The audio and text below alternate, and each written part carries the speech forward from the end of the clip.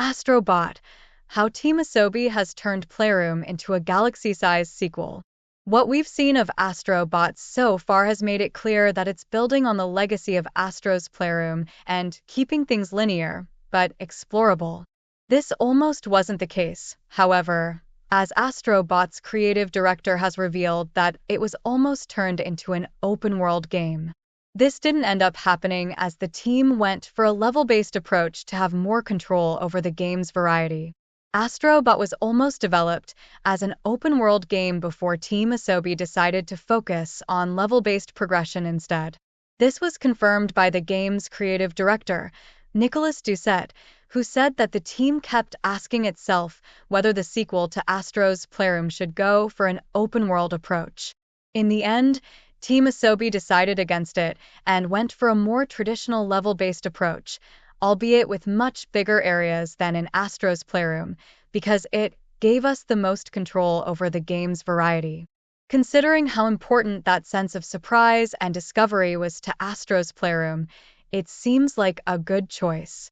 The way we work at Team Asobi is that we do a lot of prototyping of gameplay mechanics without necessarily knowing what game we're making yet.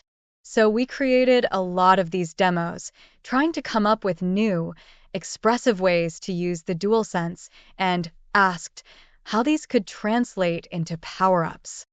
Astro Bot's creative director, Doucet, has revealed that Team Asobi considered making the sequel to Astro's Playroom an open-world game, but opted for a level-based structure to allow for more variety. Despite having created possibly one of PlayStation's most popular games ever, creative director Doucet isn't letting the hype get to his head. I think it's great, but the mascot thing is for people to decide. We never go out and say that, he told VGC in a recent interview at Summer Game Fest. It needs to be something that grows with the players with an emotional connection. But of course, we are very, very proud. It's great that Astro is seen as a figure that's respected and friendly. You know, with the game, we've been working hard on this duality. We wanted to create a gamer's game which is very neat and precise, but on the other end is also accessible, friendly and cute, and can be put in front of anybody and delight them. I think it's also this duality that allowed us to get to the places you're talking about, because the Champions League final is a family event where you're going to have kids walking in, so you need to have a character that's funny and endearing.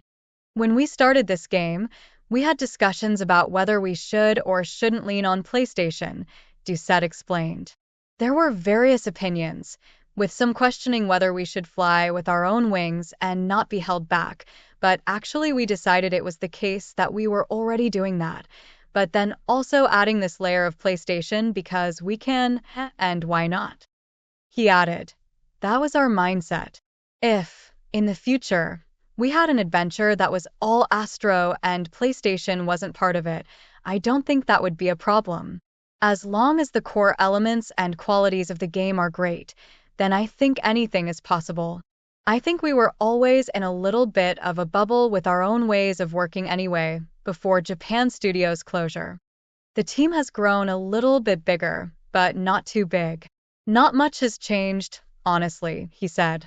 We continue focusing on having these 2-week cycles so that prototypes can be reviewed quickly, and we can quick-fire lots of ideas and see them on the screen. Because a game like this focuses on a lot of variety. So that way of working hasn't really changed, it's just on a bigger scale. He added, I think there is a limit in team size. There is a point at which you become too big to be able to do that anymore. So we need to be cautious about that. I think for us, it's an absolute must to maintain the culture. Whatever you're working on, you need to be able to first know where it's going into the full picture, and to do that we need to play the game together. For example, if you work on vegetation, like trees and shrubs, for us that's still an integral part of the game.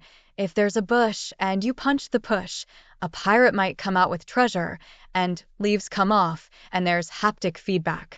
So, even though there isn't a goal connected to these things, they're an integral part of the game. So, every member of the team really has a hand on the gameplay, which is not necessarily the case for every game. As a result, it's important to keep this tight team where we review the game often and don't lose track of what we're doing. It's a very flexible IP, and that's one of the things that I love about it. We approached with a light heart and didn't write a backstory. We're not precious about details too much, other than the design of the character, which needs to be respected.